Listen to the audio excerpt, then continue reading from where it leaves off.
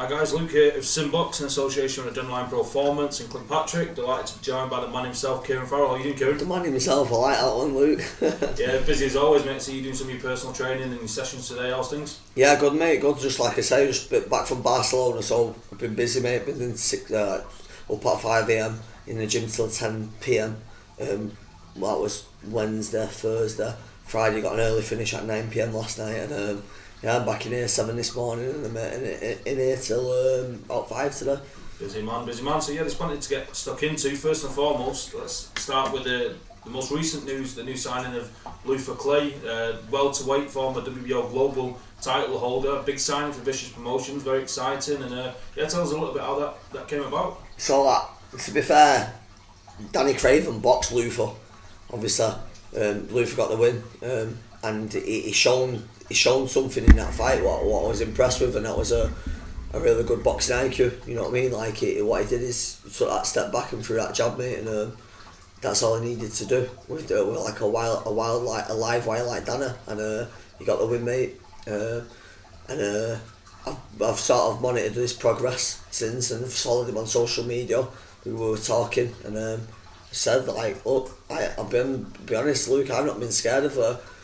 Obviously, he's not under contracts or anything like that anymore, and I'm not been frightened of saying what I can do for somebody. And people have been noticing. They've been noticing what I can do for people. Obviously, there's some Brian Rose and that, which was a big signing for me at the start of the year. There was a lot of people who probably didn't believe what I could do and that. We took him to Spain in the middle of a pandemic. We drove there, and we do what I've got to do. You know what I mean? So like, we got him a fight, we got him a win, and like I say, everyone's sat up and took notice, and a lot of people are. Then we go out, ring Ben, say, listen bro, you're fighting in 10 days. We fly over to Barcelona, he has a win. You know what I mean? So like, people are sitting up taking notice. I'm not one of them promoter managers chatting shit. I'm just doing it, mate, you know what I mean? I'm not trying to be that, because I'm a young lad who's been chatted shit to by numerous managers. I don't want that, mate, you know what I mean? I want to get in there and do what I know what I can do. Like, to see the exposure the fighters are getting, like we self, SimBoxx, IFL TV, Boxing Social, getting interviews with them. They're in the boxing news every week, you know, even if it's a 60-second interview. And yeah, we're doing what we can, you know what I mean? And to get in fights, and that's what it's about. And they love it, you know what I mean? Boxers want to talk about their career, don't want to keep talking about Canelo, you know what I mean? They want to talk about themselves, you know what I mean? That's what a boxer is. So I know about it because I was doing it myself, you know what I mean? And you feel like you're going amiss, like you're in the shadows all the time. I don't want to be in the shadow, mate. I want to be Sky Sports TV, mate. I want to be DAZN. I want to be the big ticket, you know what I mean? What am I sat there watching them for? Because I'm a good fighter, you know what I mean? So like, that's the way I've come from, you know what I mean? And I'll just think like, look, I want to pick my guys up from this small scene or wherever you call it, whatever people call it, and go like, look, we're going to Barcelona, we're international now, mate. You know what I mean? We're not messing about on the doorstep. You know what I mean? Yeah, absolutely. So just touching on Luther for a second before we go on to Ben. He's 13 and 2. He's only 25 years of age. Born in South Africa, and he's based over in the UK now.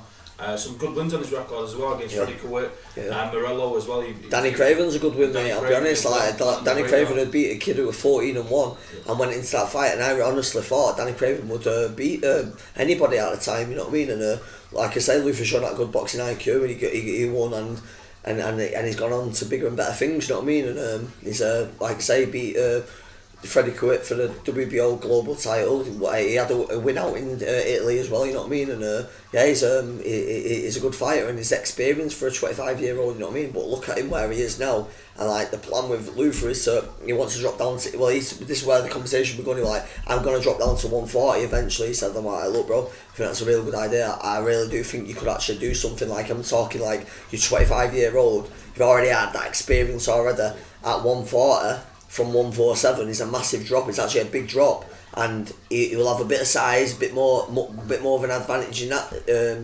area of that field of the area or whatever. And he can definitely do something at 140, and wherever he takes it, we're gonna try and take it there. You know what I mean? Like, if it's a world title in the future, look, it's not. I'm not saying that it can't be done. Like, people might laugh at me, but look. he's 13 and 2, he's 25-year-old, and he's going to push on, mate, and push on, and all he has to do is train hard and keep winning, and all the other stuff is down to me, and I know that he can be a world champion, mate, you know what I mean? So what's the situation with his training regime? Is he staying with the same camp, same trainer? He's over in South Africa training over there, mate, so he's training over there, and when he was with Sean Crew when he was fighting Danny Craven, you know what I mean? So I do think he's moved a couple of times, but like he's over there at the minute, and he's happy. And look, he's like I say, we're ready. We'll see how he performs on in July. We've got my fight in Tanzania, July 30th, on Scott Farrell's show over in Tanzania, like I say. So like, yeah, look, it's good, mate. I'm buzzing. Like I say, get him out there. You know what I mean? Get him out there. Get him a good few rounds under his belt. See what's next for him. You know what I mean? Like I say, he's got a name. You know what I mean? And I'm pretty sure all the big platforms want him back on the TV. You say there about having the big name, and of course Brian Rose was the most recent signing to the Vicious Promotions stable.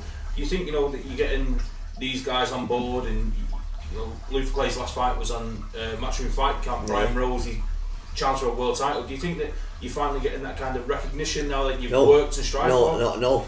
I feel like people are just sitting up taking notice, and you can it's clear to see. Obviously, we're active on social media. I'm not going to do my social media. It's not me who does it. It's my wife. You know what I mean? But people can see what I am actually doing now. So I'm actually out there, and it's getting put out there in a correct way that people can see it.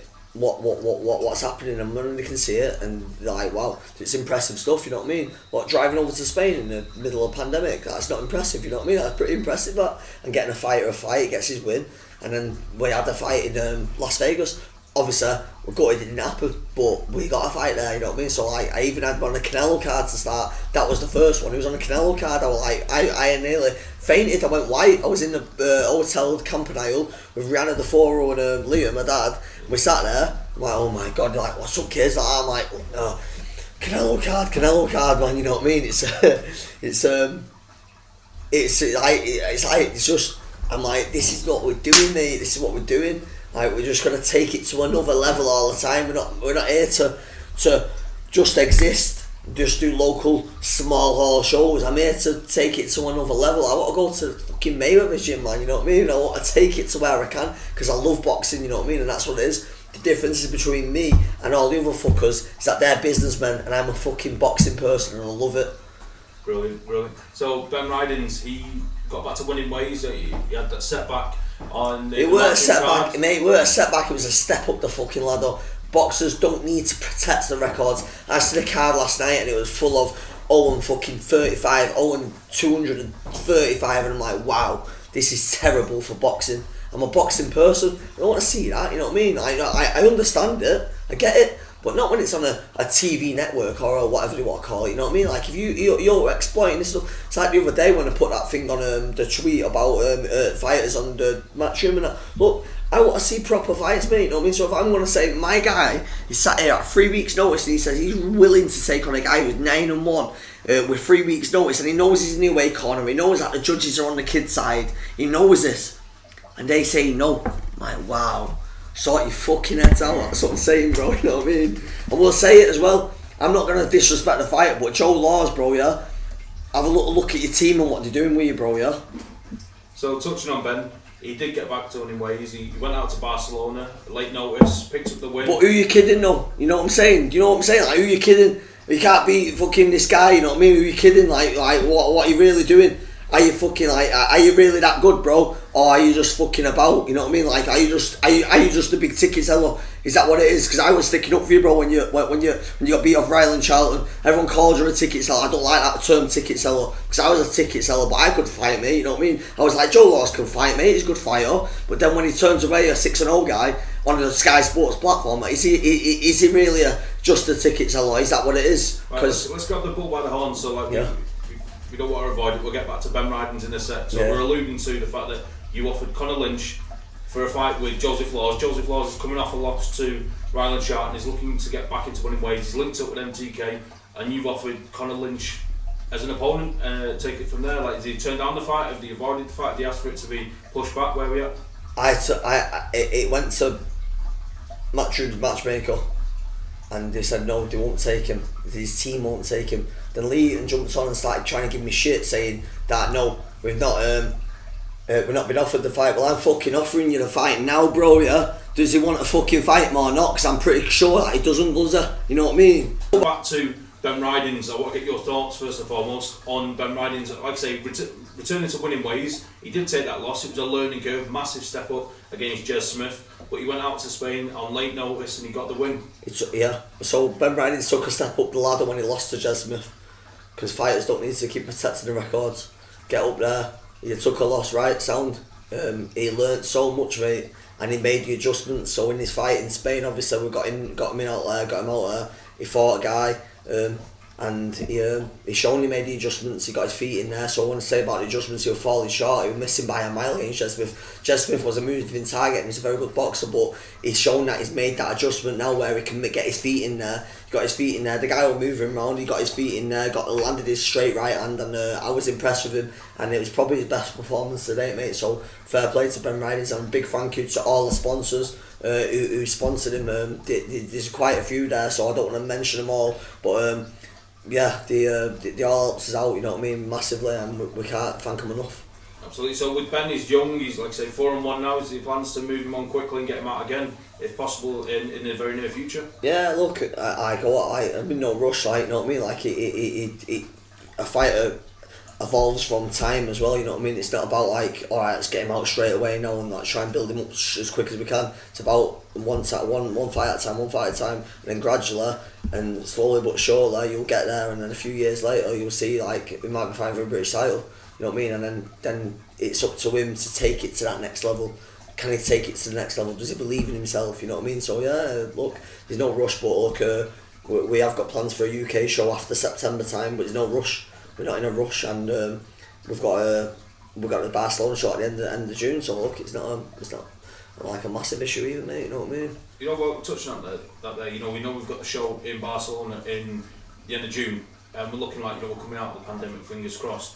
What's the latest that you know of in terms of getting shows on here in the UK, small hall shows? Because we know they're funded by tickets, and without fans, there's no ticket sales. Well, where are we at with that? For the crowd's getting back in there now, aren't they? You know what I mean? Obviously, you know, there's Dennis Hobson's put on a few shows with the car park and all that again, but people have got shows scheduled in for September time. I'm just not in a rush, you know what I mean? I'm like chilling, you know.